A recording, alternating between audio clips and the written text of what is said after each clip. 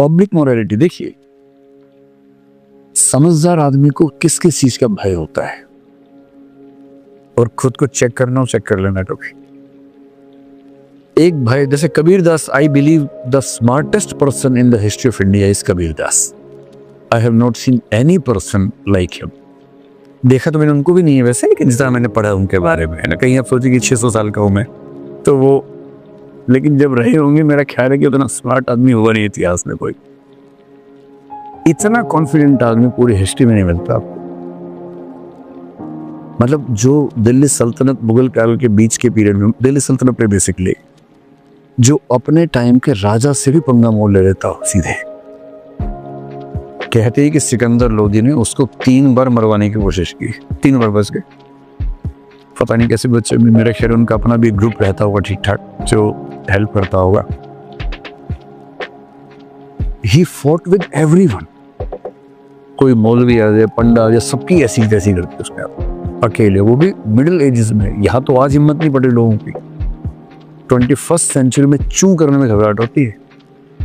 14th century में उससे सड़क के बीच खड़े होकर आग लगा दी, और लोगों ने कहा हम आपके फैन हैं, हम आपके जैसा होना चाहते हैं। बोले आओ तुम्हारे घर जलाते हैं, पहले आ जाओ, जो घर फूके अपना चले हमारे साथ। अपना घर फूकने को तैयार हो तो मेरे साथ चलना, वरना मौसीकी कर रहा हो शांति से। ये रास्ता बड़ा खतरनाक है, मजाक का रास्ता नहीं है। और जब आप इतने करेजियस लोगों को देखेंगे तो आप पाएंगे कि इंटेलेक्चुअल के सामने प्रॉब्लम क्या होती है। एक समय तक पैसा, कि ये बोलने से पैसा मिलेगा, वो बोलने से पैसा कम मिलेगा, तो पैसे का लालच कंट्रोल नहीं होता तो वो बोलते हैं जिससे पैसा बढ़ेगा।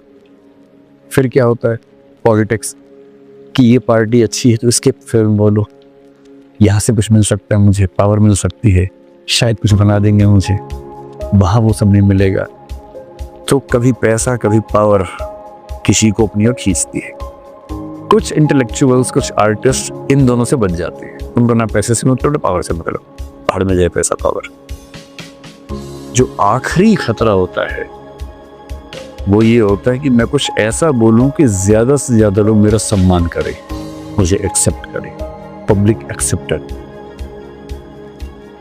And if before speaking something or before making your opinion, you are concerned about the public opinion about you, you are not a true intellectual. Intellectual होने की कीमत होती है कि आप अकेले होते हैं।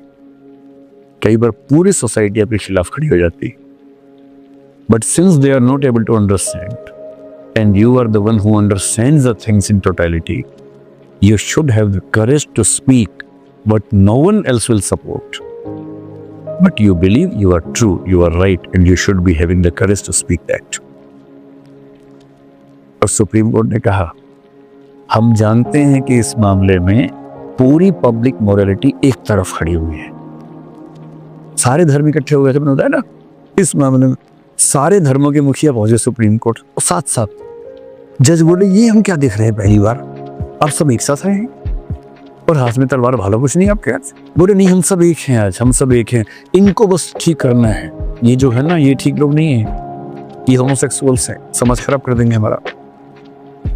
तो सुप्रीम कोर्ट ने कहा, this is a rare example when almost all the people of the society have one view and a very limited minority has other view, and we find that very limited minority has the point in their view, and they should be given equal protection of laws. Their rights should be protected, and since we are the judges of a democracy, we have to uphold constitutional morality over public morality. इसके बाद हमें कितनी गालियां पड़ेंगी, पढ़ते रहें, पर हम वही फैसला करेंगे जो फैसला कॉन्स्टिट्यूशन मॉरलिटी से होगा।